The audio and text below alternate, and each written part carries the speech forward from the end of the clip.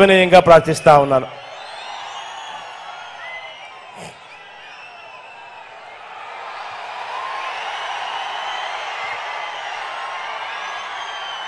సతరబరం నుంచి రాంబాబు నిలబడతా ఉన్నాడు. నిజంగా సిద్ధమని మొట్టమొదటి చేయి లేపింది ఎవరైనా ఉన్నారు అని అంటే రాంబాబు దగ్గర నుంచే మొట్టమొదటి చెయ్యి పైకి లేచింది. నిజంగా అంతటి మంచివాడు, అంతటి మంచి గుణాలున్న వ్యక్తి కూడా. మీ చల్లని దీవెనలు అప్పుడప్పుడు నోట్లో నుంచి కొంచెం దురుసుగా మాటలు కొద్దిగా అనిపిస్తాయి, కానీ మనసు మాత్రం వెన్న అని మాత్రం ఖచ్చితంగా చెప్తా నేను. అన్నకు మీ సంపూర్ణ మద్దతు తెలపవలసిందిగా సవినయంగా ప్రార్థిస్తా ఉన్నాను.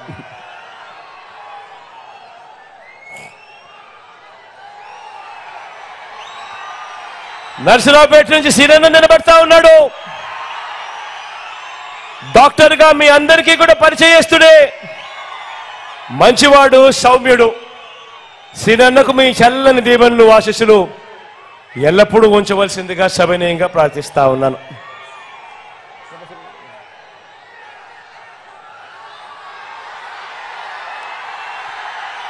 వెనుకొండ నుంచి బ్రహ్మనాయుడు నిలబడతా ఉన్నాడు.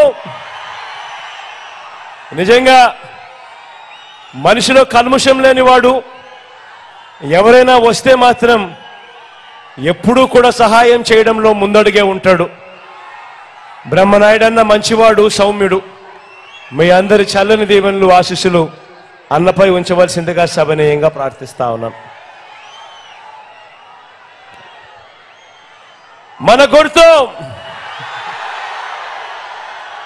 అక్కడో ఇక్కడో ఎక్కడో ఎవరైనా పొరపాటున మర్చిపోయి ఉన్నా, తెలియకపోయి ఉన్నా, మన గుర్తు ఫ్యాను.